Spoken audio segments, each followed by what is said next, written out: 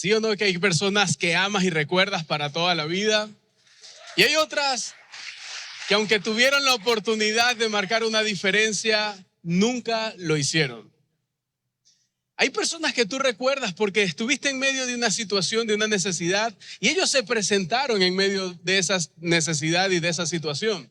E incluso hay personas que aunque esperabas algo de ellos, fueron indiferentes ante tu situación.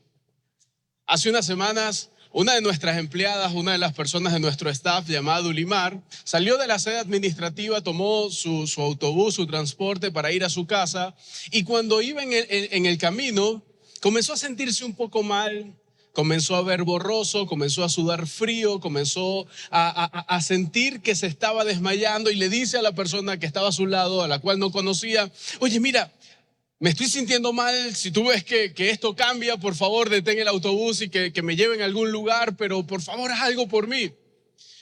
A lo que el muchacho siempre estuvo pendiente, quiso hacer algo, pero a ella se le pasó todo. Luego le repitió en medio del trayecto y dice que se quería bajar, pero se detuvo el autobús, y fue que comenzó a subir y a subir y a subir personas. Y ella dice: aunque yo quería bajar, no podía bajar porque había mucha gente subiendo. Así que el autobús siguió hasta que ella dijo: no puedo más. Una vez más se detiene, ella se baja, se sienta en la acera. El muchacho dice: no, lo que pasa es que ella se siente mal.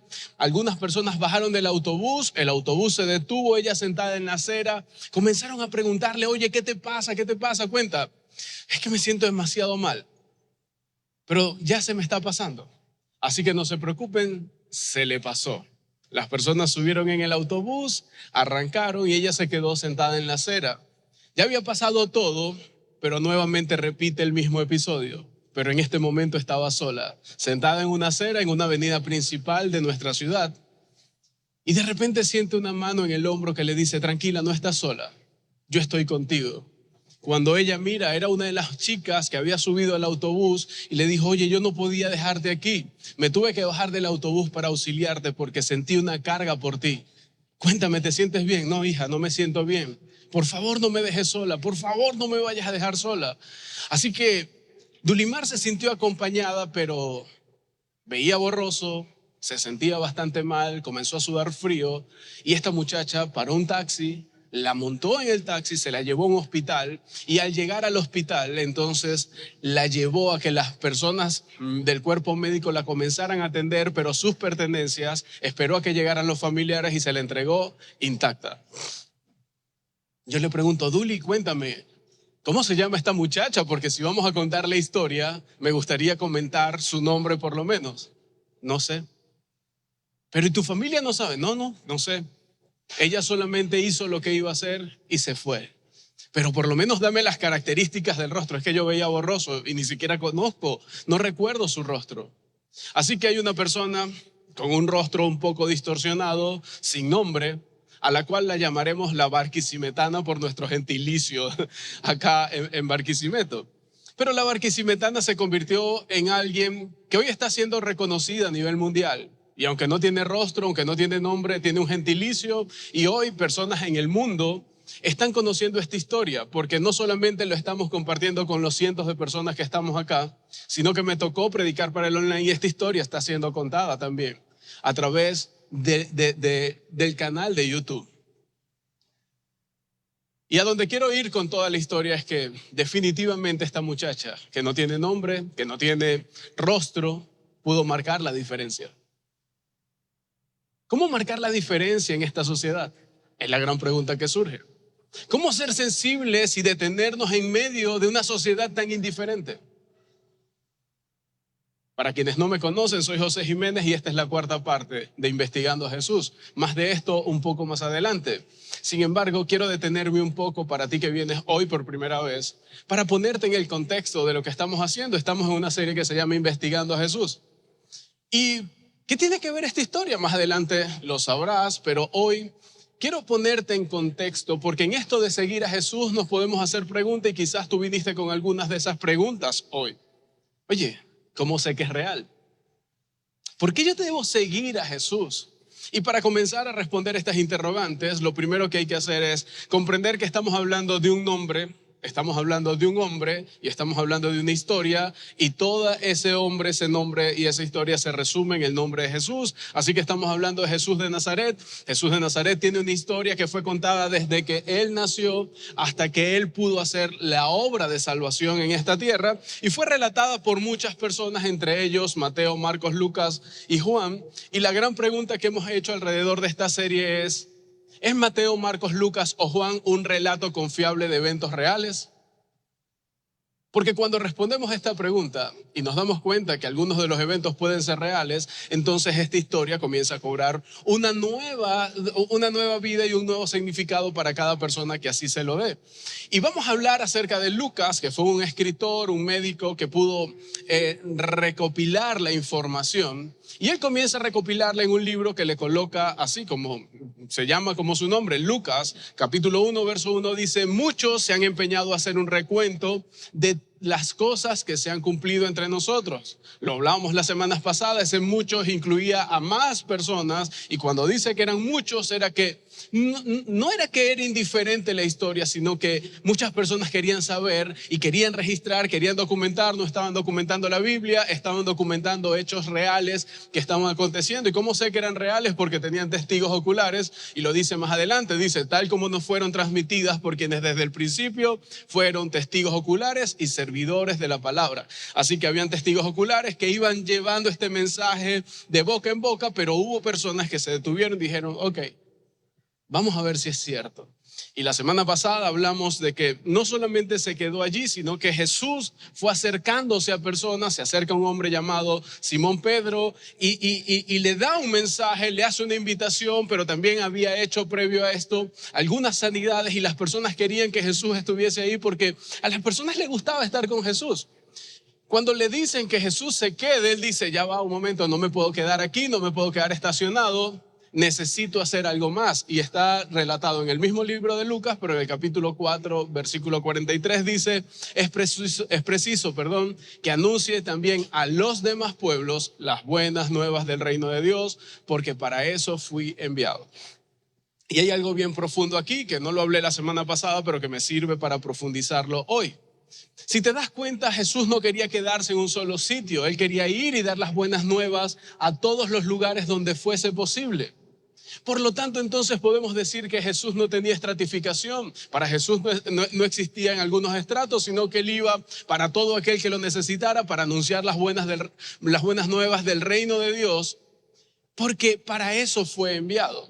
Parecía que todo el mundo estaba incluido en esta orden que Jesús había recibido y que ahora entonces estaba viviendo.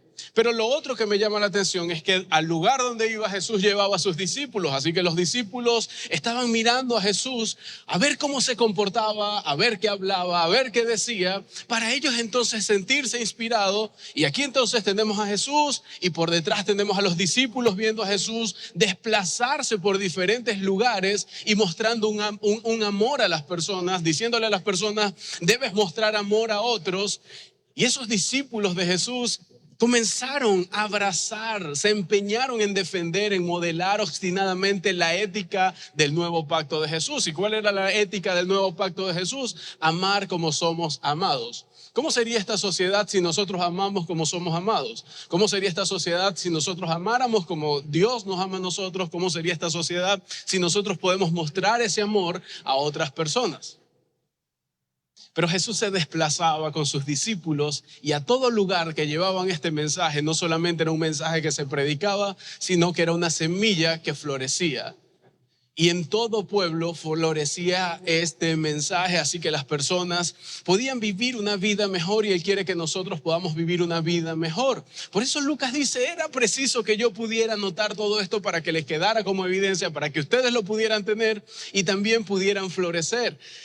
Este mensaje, este Lucas, este Jesús y toda la historia lo que nos lleva es a que podamos ser personas que puedan ver a su alrededor florecer las cosas. ¿Te gustaría que en tu familia todo florezca? ¿Te gustaría que en tu comunidad las cosas florezcan? ¿Te gustaría que en el trabajo las cosas florezcan, o en el matrimonio, en la crianza de los hijos?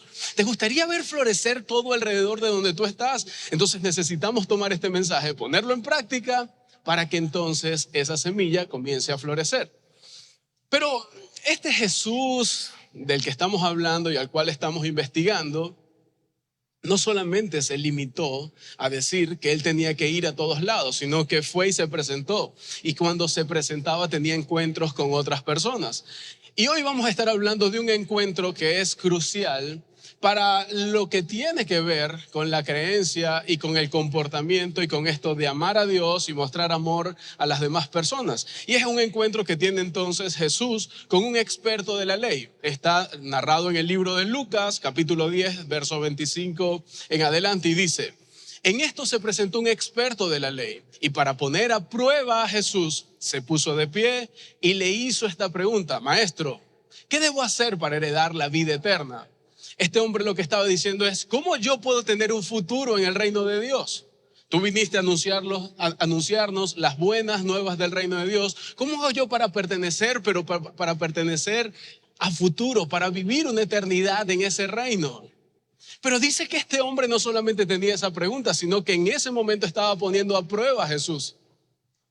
Y si lo estaba poniendo a prueba, quiere decir que habían otras preguntas o algunas otras implicaciones detrás de la pregunta. Porque tú no pones a prueba a Jesús simplemente con una pregunta que es tan fácil de resolver para Jesús. Habían unas intenciones implícitas y Jesús respondió, pero respondió como quien sabía tanto la respuesta como el contexto y como lo que podía entonces él indagar un poco más. Y dice: ¿qué está escrito en la ley?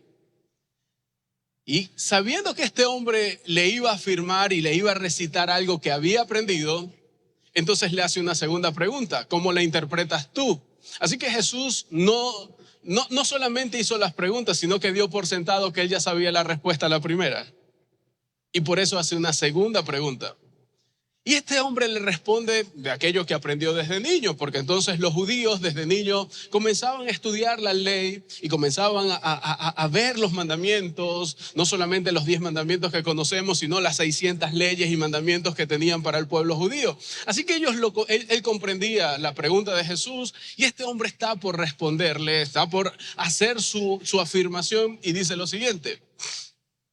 Como respuesta, el hombre citó. Nos damos cuenta que se fue al pasado, algo que sabía, y dice: ama al Señor tu Dios con todo tu corazón, con todo tu ser, con todas tus fuerzas y con toda tu mente.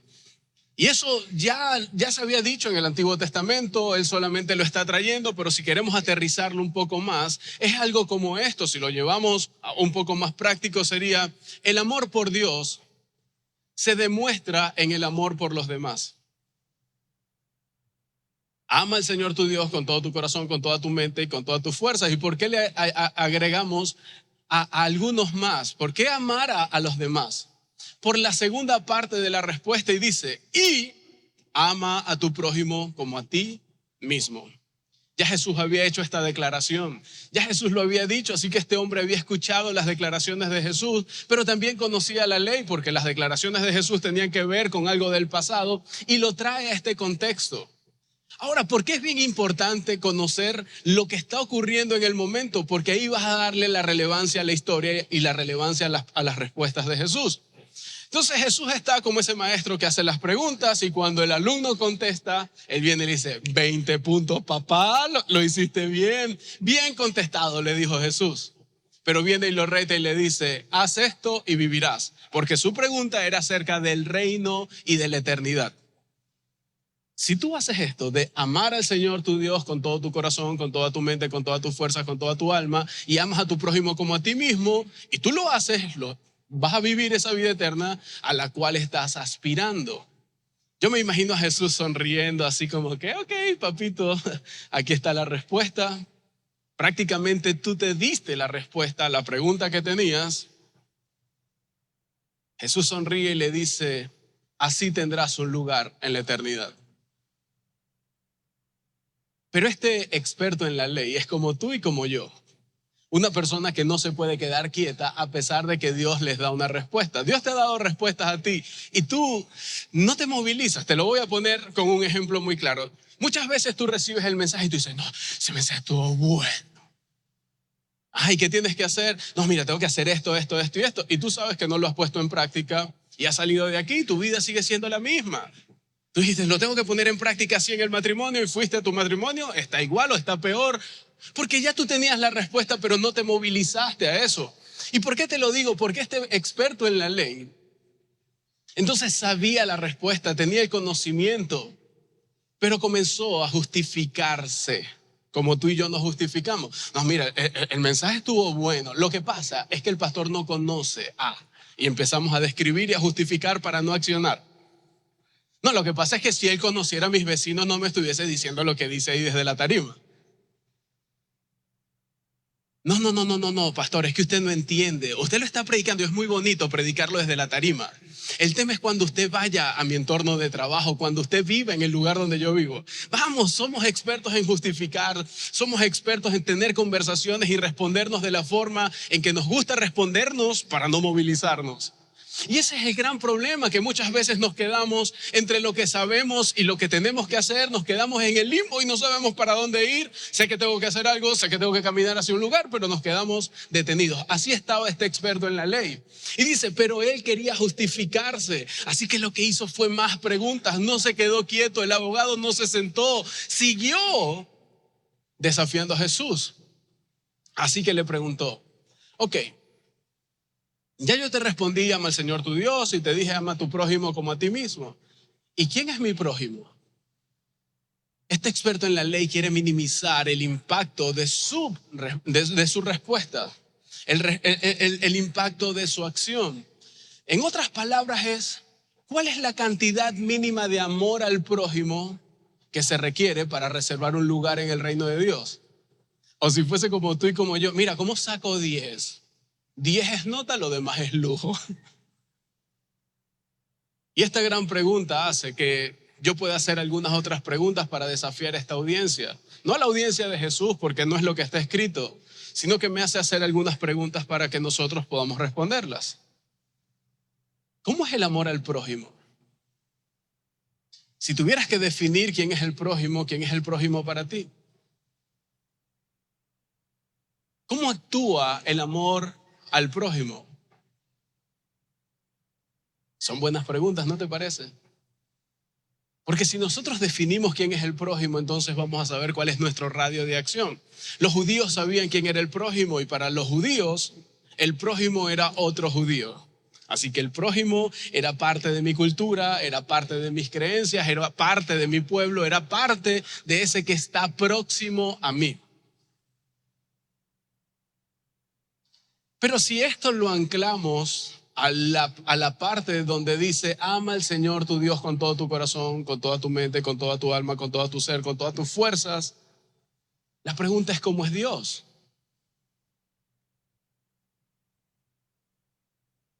Y son muy buenas preguntas para seguir indagando. Y cuando tengamos la respuesta a esas preguntas, entonces vamos a darle mayor profundidad o mayor basamento a lo que estamos conversando. Jesús sabía que entonces se estaba metiendo en un terreno donde quería que las personas pudieran estar. Y Jesús, al ser un excelente comunicador, al poder ver las tensiones que había generado en su público, entonces responde con una parábola que es muy conocida para muchas personas, pero que el nivel de pensamiento para comprenderla es mucho más profundo que las simples palabras que salen, y por eso hoy queremos tomar este pasaje para poder profundizar. Está en Lucas 10:30 y es la parábola del buen samaritano. Así se conoce. Pero hoy vamos a sacar algunas perlas, vamos a extraer algunas perlas de este pasaje. Si ya lo conoces, yo espero que lo que podamos extraer te lleve a un nivel superior, y si no lo conoces, buenísimo, porque vas a encontrarte con algo que en la época pudo trastornar a las personas, pudo hacer que cambiaran su manera de pensar, y probablemente ese mismo efecto puede causarse acá. Y dice, Jesús respondió, bajaba un hombre de Jerusalén a Jericó y cayó en manos de unos ladrones. Y me voy a detener. De Jerusalén a Jericó entonces habían unas 17 millas, aproximadamente 27, 28 kilómetros de distancia. Era un terreno rocoso, un terreno donde había una parte desértica, pero también habían algunas cuevas en el camino. Imagínate que tú vayas caminando, no sé, por alguna avenida de un lugar peligroso, donde no hay luz, donde detrás de cualquier matorral se puede esconder un ladrón, donde detrás de un matorral te puede salir un perro, no sé, o que detrás del matorral o de un carro de la esquina te pueda salir alguien a atacarte. Más o menos ese era el contexto. Las personas iban caminando por un lugar peligroso. Pero dice que en ese desierto habían cuevas.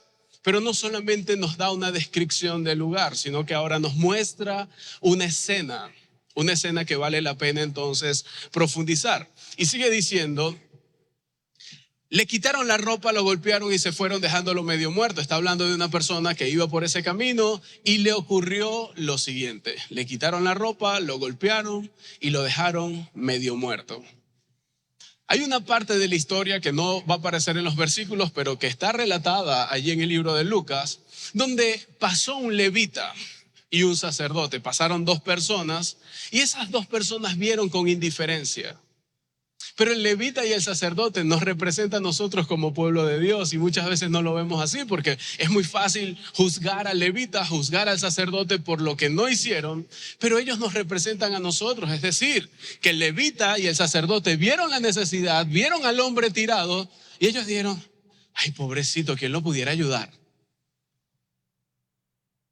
Es como, no sé, voy a exagerar un poco. Vivimos en una urbanización, hay una necesidad. Y tú dices, ay Dios, en esta urbanización, sinceramente, aquí no hay cultura. Ojalá alguien haga algo por eso. Yo sé que aquí no pasa y no pasa en nuestras urbanizaciones porque vivimos en lugares espectaculares. Pero en otras urbanizaciones pasa, en otras calles puede pasar que ocurrió una necesidad y hay un matrimonio en crisis que le gritan, que se pegan, que se escuchan los gritos por toda la cuadra y las personas dicen, no. Esos vecinos que yo también se la pasan agarrados. Ahora me pareció un ring de boxeo, pobrecito. Ojalá y pudieran atender ese matrimonio alguien que haga algo. Pero tú y yo tenemos herramientas, tú y yo somos el pueblo de Dios, tú y yo somos el levita, el sacerdote, vemos el matrimonio y decimos, ojalá alguien lo ayude.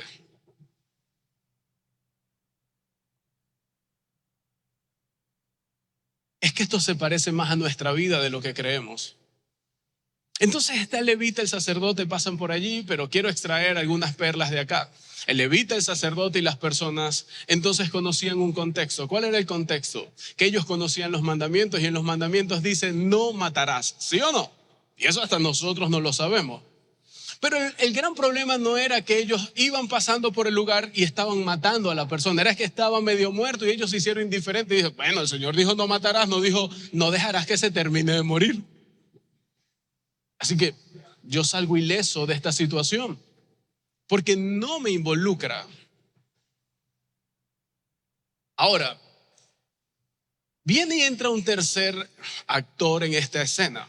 Y ese actor se llama el samaritano y por eso entonces la parábola se llama el buen samaritano. Así que tú sabes para dónde vamos porque el buen samaritano hizo una acción contraria a lo que hizo el levita y el sacerdote. Pero para comprender un poco, ¿por qué traer al samaritano acá?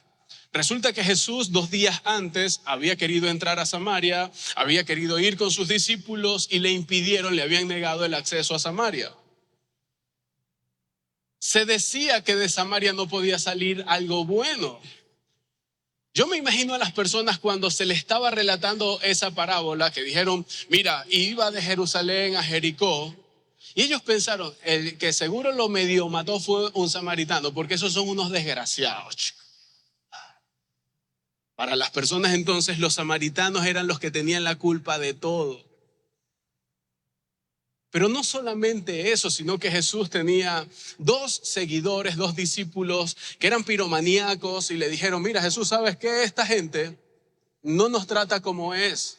¿Qué tal si le metemos candela a ese pueblo? Y ese era Jacobo y Juan. Y tú puedes ir, yo no me lo estoy inventando, eso está ahí escrito. Y tú puedes buscar, porque Jacobo y Juan incluso dijeron, pero vamos a meterle candela a Samaria. Total que se pierde. Los samaritanos y ya. Había una rivalidad entre los judíos y los samaritanos. Entonces viene Jesús y trae a la escena al samaritano como el héroe de la situación. Me imagino a los judíos diciendo, ¿en serio Jesús? ¿Tú vas a poner como el héroe de la historia al samaritano? No te creo, no te creo. Vamos a seguir escuchando. Y dice, pero un samaritano que iba de viaje llegó a donde estaba el hombre y viéndolo se compadeció de él. Quiere decir que lo vio primero. Estaba en la misma posición que el levita, en la misma posición que el sacerdote. Había una misma necesidad, pero él hizo contacto visual y se compadeció de él. Y la palabra compasión, eso de que se compadeció de él, lleva implícita algunas expresiones, porque muchas veces nosotros creemos que somos compasivos. Es más, tú le preguntas a cualquiera de las personas que te rodean, mire, ¿tú eres compasivo? Claro, soy una persona compasiva. Yo soy de Global. En Global somos compasivos. Pero a veces la compasión se oculta detrás de la lástima. Y te lo voy a explicar. Tú dices, no, yo soy compasivo. Yo no puedo ver una necesidad porque yo de verdad eso, no sé, me da algo aquí como en el estómago. Se me hace un nudo en la garganta. No, yo soy muy compasivo. ¿Y qué haces a favor de eso? No, nada, nada. Pero yo oro porque es que yo soy cristiano, yo tengo que orar por eso. Vio que si soy compasivo, yo oré por esa gente. Eso no es compasión, eso es lástima. La compasión lleva expresiones, lleva ejecución, lleva acción. ¿Y por qué lo comprendo? Porque comprendo la profundidad del pasaje. Dice entonces que este hombre sintió compasión y las 6 expresiones de compasión están descritas en el próximo versículo, versículo 34. Dice, se acercó, le curó las heridas con vino y aceite. Entonces el curar es una expresión, estaba haciendo algo, se las vendó. Luego lo montó sobre su propia cabalgadura, lo llevó a un alojamiento y lo cuidó. 6 expresiones prácticas de la compasión. La compasión no solamente fue un sentimiento de, ay, pobrecito, ay, casi lo matan, chico. Vamos, tú has pasado y se llevaron al motorizado y le dieron duro, chico. Y no te paraste. No, es que en Venezuela uno no se puede parar. Vamos, probablemente tú vives en el camino de Jerusalén a Jericó.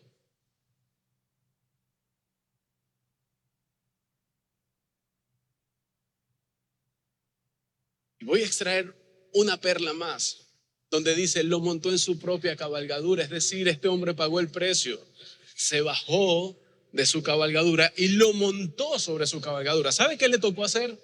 Lo mismo que hacen los que pasean los caballos en Cubiro. Se llevó al hombre en el caballo y él lo estaba llevando. Pero en Cubiro cobran por eso. Y dices, no, sí, mi hija le gusta montarse 2, 3, 4, 5 veces. Yo sé que cobran, pastor.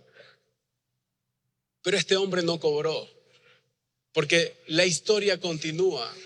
Y dice que después de esas 6 expresiones, que lo lleva a un alojamiento, dice, al día siguiente sacó 2 monedas de plata y se las dio al dueño del alojamiento. Cuando habla 2 monedas de plata, en otras versiones dice 2 denarios.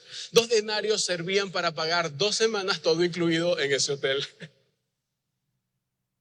Así que él estaba pagando el todo incluido. Mire, usted lo va a atender bien, le va a cambiar las sábanas, lo van a atender chévere, le van a poner agua, le van a dar comida. Ustedes lo van a atender bien. Aquí están 2 denarios.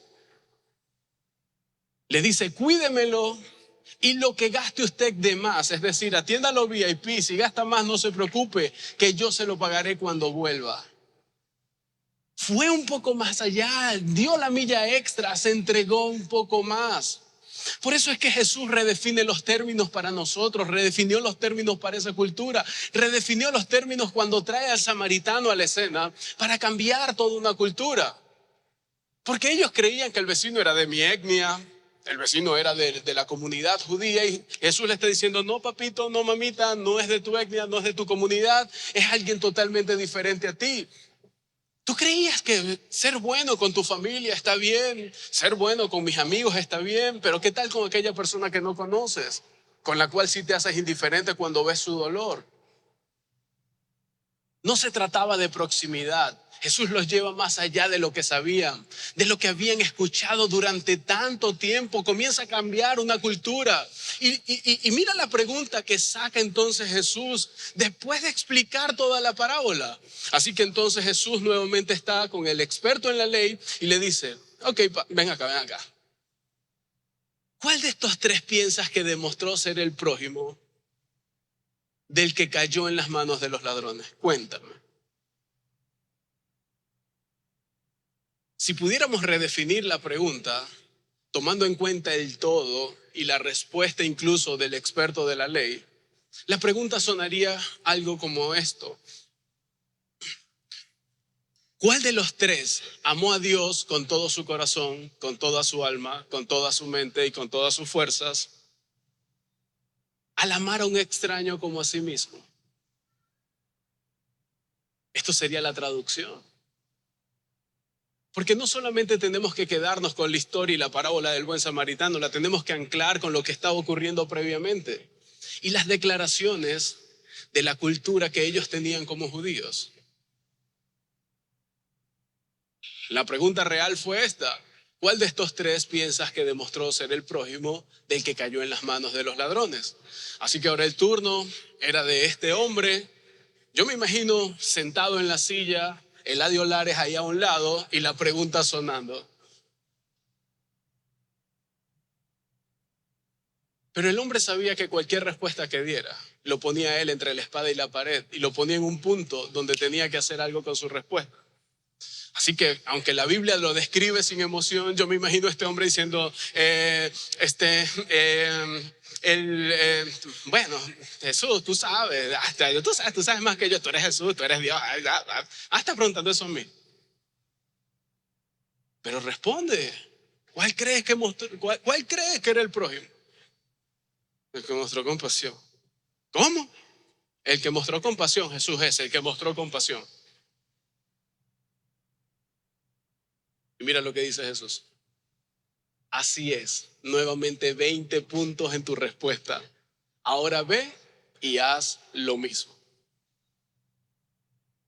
En otras palabras, Jesús estaba diciendo, ¿quieres participar en el reino de Dios ahora? Y si tú vienes hoy por primera vez, si vienes por segunda, tercera vez, tienes poco tiempo viniendo a la iglesia, quizás estás diciendo, ¿y cómo participo yo del reino de Dios? ¿Cómo participo y me incluyo en esto? ¿Será que tengo que cumplir una serie de pasos y tengo que cumplir una serie de tiempo? Porque a veces nos hacen pensar que la iglesia es para los que tienen mucho tiempo y que esto se sostiene por los que tenemos mucho tiempo y que tenemos que tener una profundidad teológica para sostener la iglesia. No, no es así.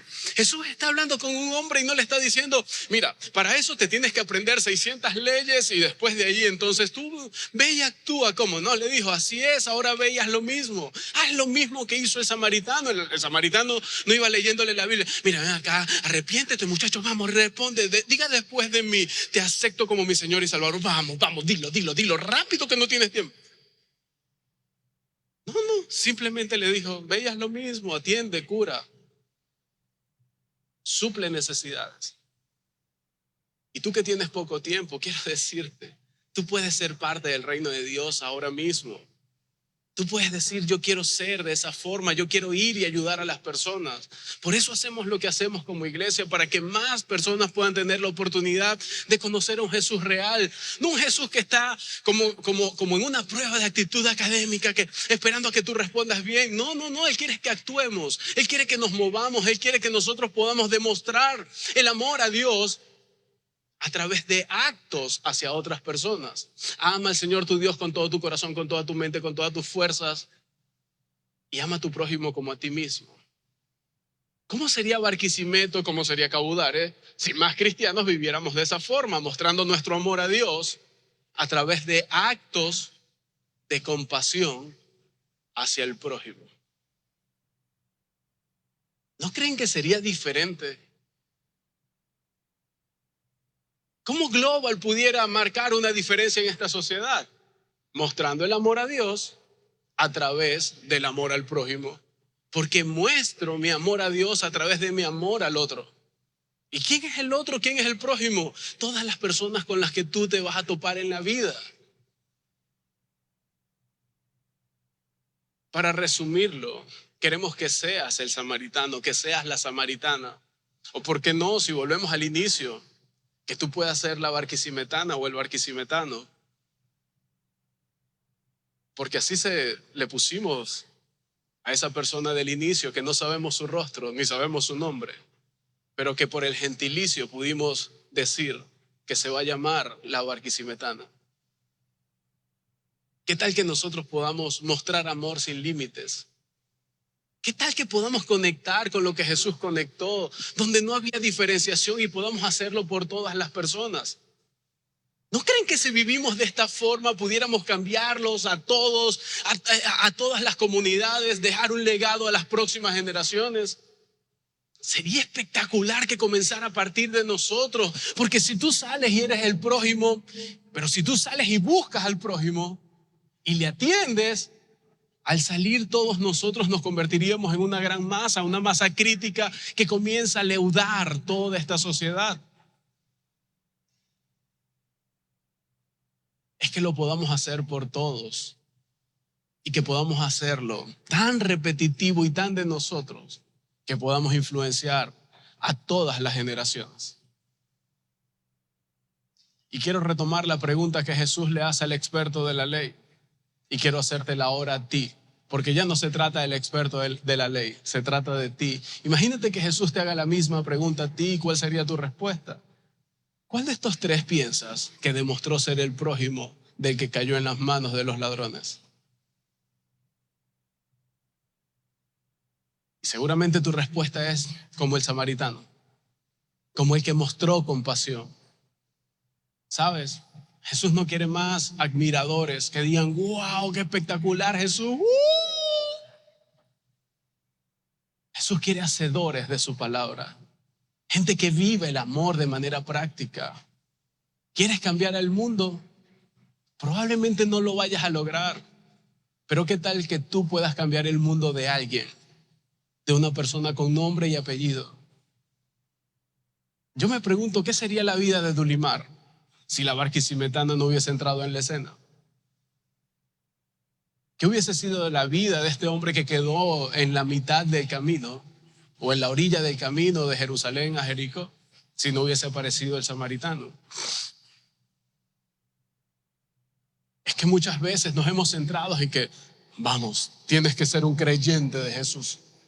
Conviértete en un creyente. No tienes que ser un creyente, tienes que pasar de creer a seguir a Jesús. Porque los seguidores lo vieron actuar, lo conocieron, hicieron todo lo que Jesús hacía, que seamos imitadores de Cristo. Eso es lo que estamos llamados a hacer. No a que prediquemos un evangelio que no vivimos, es a que prediquemos con nuestras acciones aquello que creemos. Eso es ser un seguidor de Cristo.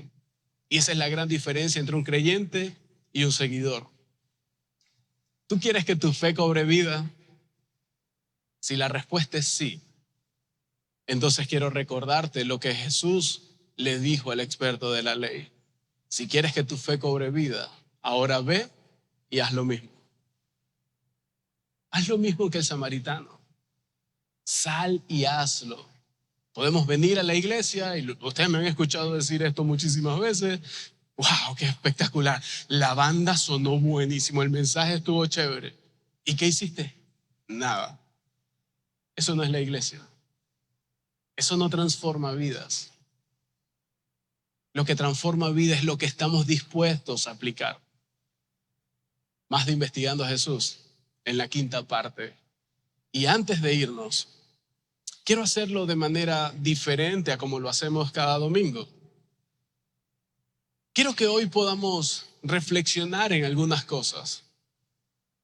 ¿Te recuerdas al principio que te decía que hay personas a las que amas y recuerdas para toda la vida?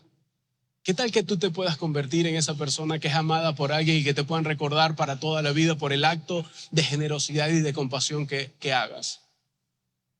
¿Te recuerdas que hablábamos de que hay personas que aunque tuvieron la oportunidad nunca hicieron nada? ¿Qué tal si tú sí haces algo? ¿Qué tal si yo hago algo? ¿Qué tal si juntos hacemos algo? ¿Qué tal si tomamos las palabras de Jesús y vamos y hacemos? Vamos, anda y sé el samaritano. Anda y haz lo que hizo el samaritano. A mí me encanta esta expresión y lo tomo como parte de mi seudónimo. Sé más, haz más por las personas. Pero yo sé que hacer implica valentía. Yo sé que hacer implica coraje. Yo sé que hacer implica compasión llevada a la acción, no lástima por las personas. Por eso quiero orar por ti. Y la oración no es el final del mensaje para que cuando diga amén no te pares y te vayas. Quiero orar para que Dios pueda llenarnos a nosotros de su valentía, de su coraje, pero por sobre todo de que alinee nuestro corazón con su corazón. Así que vamos a orar. Querido Padre, te damos gracias. Gracias por tu amor, gracias por tu misericordia, gracias por tu bondad. Gracias porque tú hoy nos permites conectar con lo que estaba en tu corazón. Gracias porque tú hoy nos muestras que nos podemos parecer al levita, al sacerdote, que pasaron derecho y no hicieron nada. O que hoy podemos tomar la decisión y ser como el samaritano o como la barquisimetana, que pudieron marcar una diferencia en la sociedad y hasta hoy hablamos de ellos. Señor, nosotros queremos ser el samaritano, nosotros queremos ir y mostrar nuestra compasión desde la acción. Ayúdanos, Señor, a influir en cada lugar donde estemos, en nuestro matrimonio, con nuestros hijos, en nuestra urbanización, con nuestros amigos, compañeros de estudio, compañeros de trabajo, o en cada lugar que vayamos, que podamos marcar una diferencia. Sabemos que no podemos cambiar a todo el mundo, pero sí podemos hacer lo posible para cambiar el mundo de alguien. Úsanos a nosotros, conéctanos con tu corazón. Yo te pido, Señor, que nos ayudes y nos descarga por aquellas personas que te necesitan a ti, que necesitan ver el amor a través de nosotros. Yo te pido que des valor, que des coraje, que des gallardía para que cada uno de nosotros podamos salir. Y no solamente que digamos que vamos a la iglesia o que somos parte de una iglesia, sino que vivamos como viven los cristianos, que vivamos como viven los seguidores de Cristo, que sin importar el tiempo que tengamos en esta iglesia, nosotros podamos ser parte de un movimiento que transforma vidas a través de Cristo Jesús. Por eso te pido que sea tu Espíritu Santo derramándose en este lugar para que cada persona pueda encontrar respuestas a las preguntas que tienes para nosotros. Te damos gracias, mi Dios, en Cristo Jesús. Amén. Sabes, normalmente después del mensaje nosotros esperamos una gran despedida y aplaudimos al comunicador, pero de eso no se trata la iglesia. No venimos a este lugar para aplaudir un mensaje. Venimos a este lugar para recibir un mensaje y aplicar un mensaje. No importa si aplaudimos o no aplaudimos el mensaje, porque si lo ponemos en práctica el mensaje fue bueno. Así que hoy no hay aplausos, hoy hay meditación. Y normalmente nos paramos y nos vamos y no pasa nada y no reflexionamos en las preguntas. Hoy queremos hacerlo de manera diferente. Vamos a colocar 3 preguntas y yo les pido que puedan conectar con Dios. Dios quiere conectar contigo aunque sea hoy tu primera vez. Él quiere revelarte una respuesta puntual para que tú coloques en práctica este mensaje. Así que dejaré 3 preguntas y cuando tú sientas que tienes las respuestas, puedes levantarte libremente e ir a tu casa y salir y hacer algo. Recuerda, no se trata de lo que sabemos, sino de lo que hacemos con lo que sabemos. Que Dios les bendiga, que el Espíritu de Dios les dé respuesta. Nos vemos en una 5ª parte. Bye bye.